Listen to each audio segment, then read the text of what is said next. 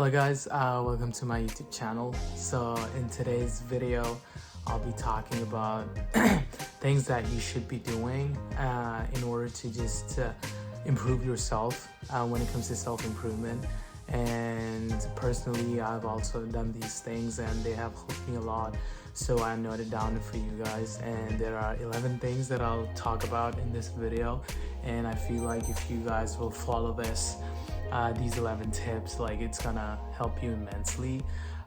When it comes to self-improvement, what is self-improvement? It basically talks about when there's a certain desire within yourself that you feel like you need to improve yourself.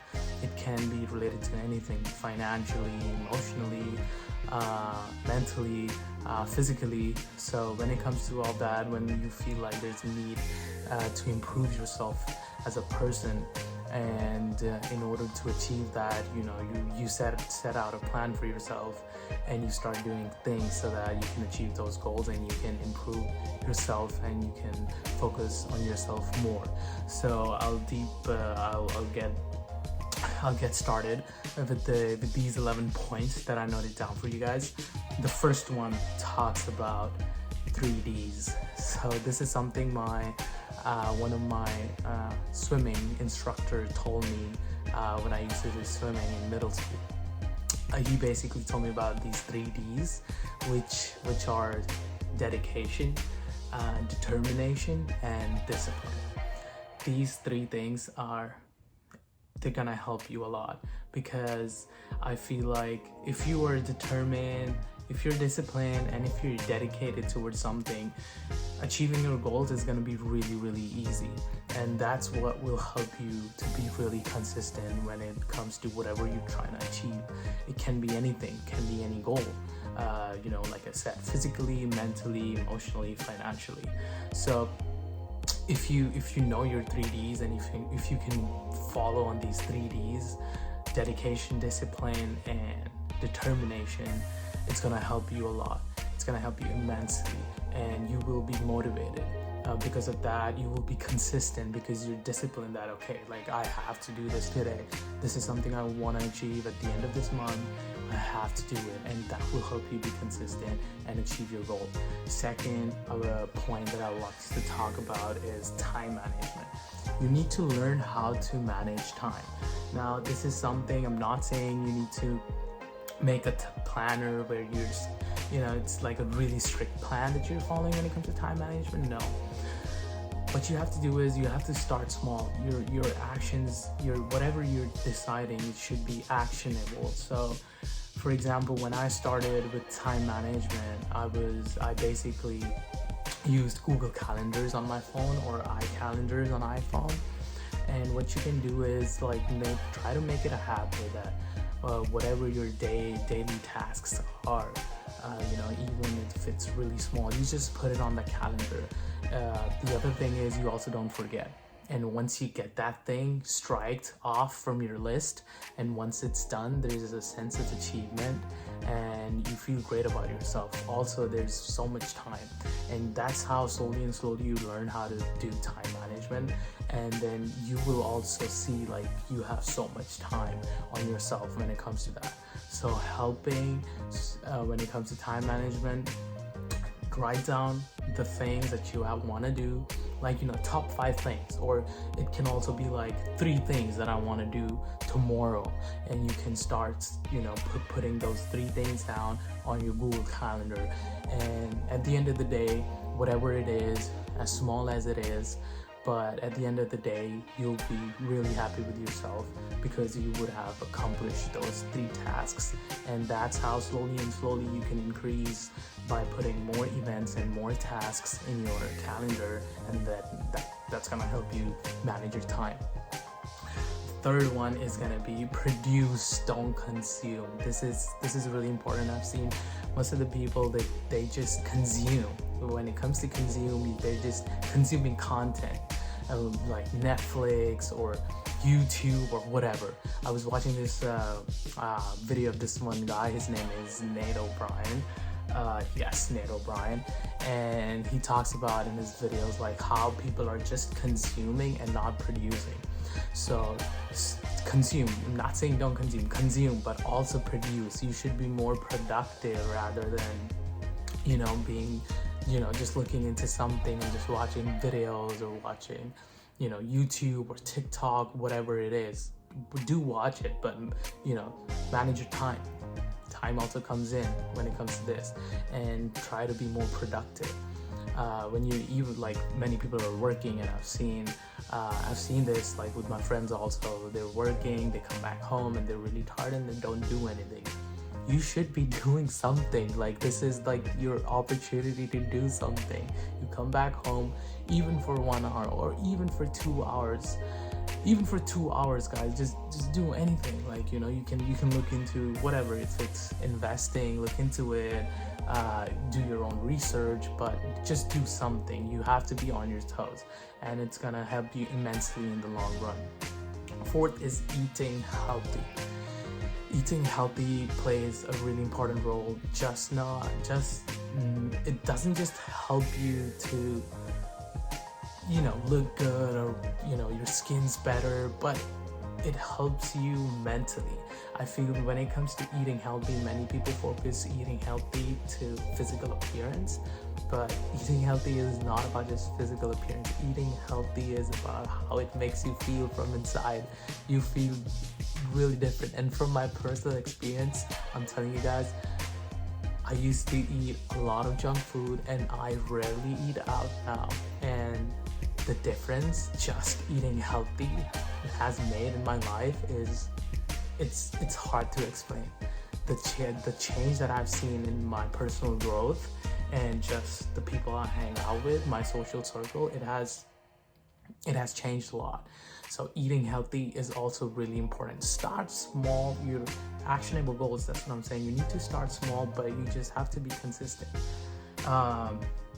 The next point is self-awareness. So when it comes to self-awareness, if you want to be better at something, then one of the most important step is like self-awareness. You stop lying to yourself.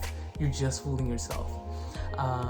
This type of mentality has made a huge difference in my life also, because when I was slacking on my when I was slacking on my assignments or homework or whatever it is, I used to be like, it's okay, I used to blame other people, like, because of this I was not able to get good grades, or because of this situation I was not able to pass my exam or do my assignment, whatever. These are all excuses. Stop making excuses. You're just trying to console yourself. It's not gonna lead you anywhere. When I changed my mentality about, I started blaming myself. Not too much, but it's more like, come on, man, like, you could have done this, you had time, but you didn't do it. It's on you. Stop blaming others.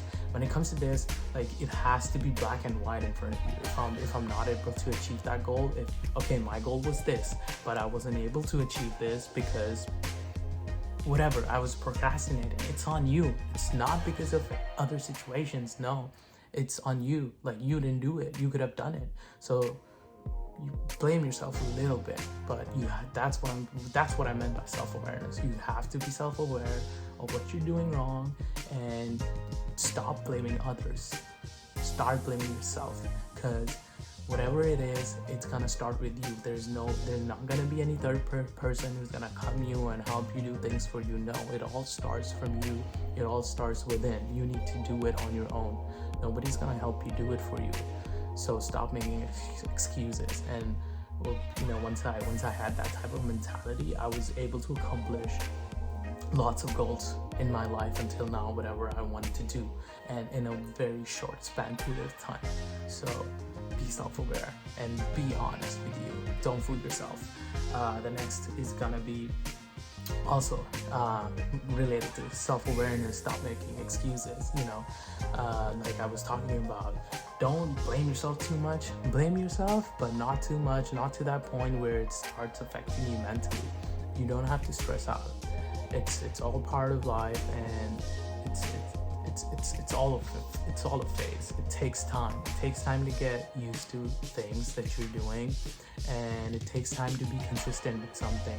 So you have to be easy on yourself, but blame a little, not too much. Blame yourself a little bit. If you're not able to do anything, blame yourself a little bit, not too much. If you're blaming yourself too much, then you're gonna just stress yourself out and you're gonna drain yourself. So that's not good. That's not what you want.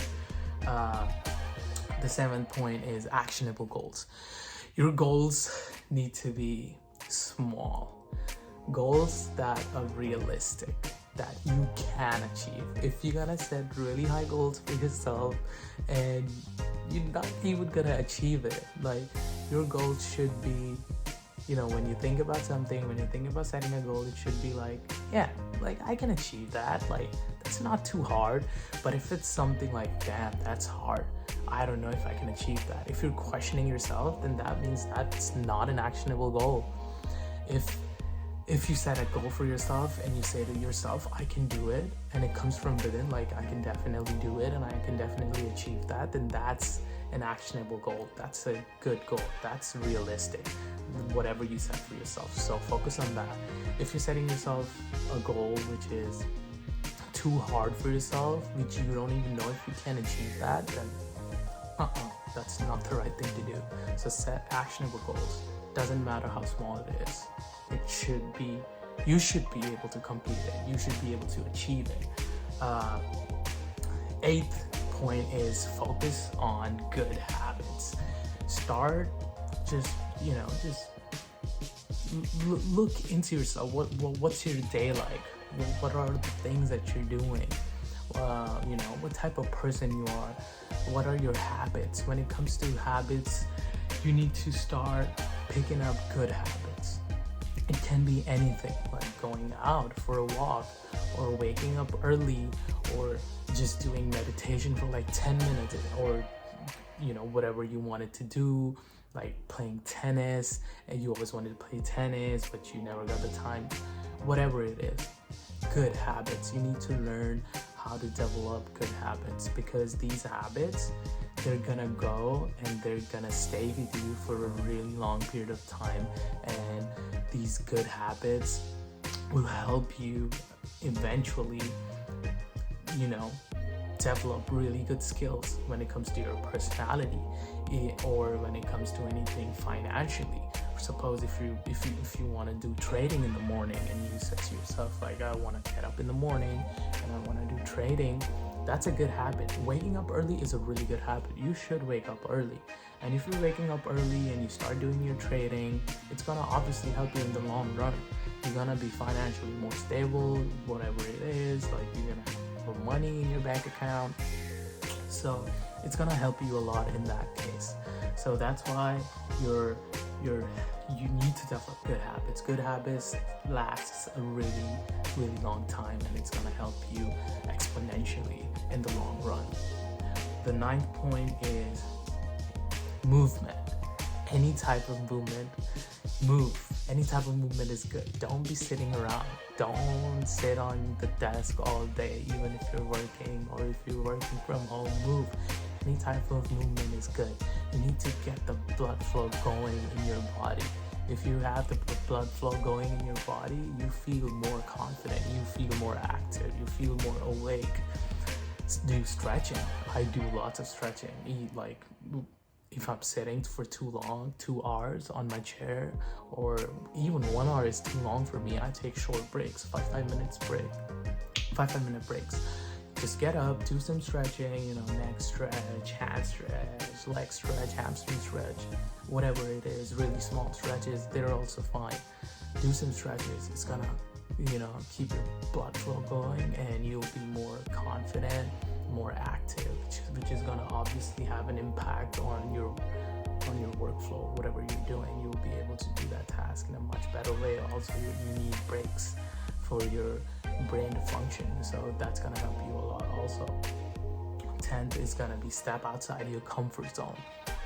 Try to do some things which are challenging, not too challenging, but something which you thought of doing, but you were like, I don't know if I can do that, that's too hard. No, challenge yourself a little. Go outside your comfort zone. You don't know because you haven't explored much.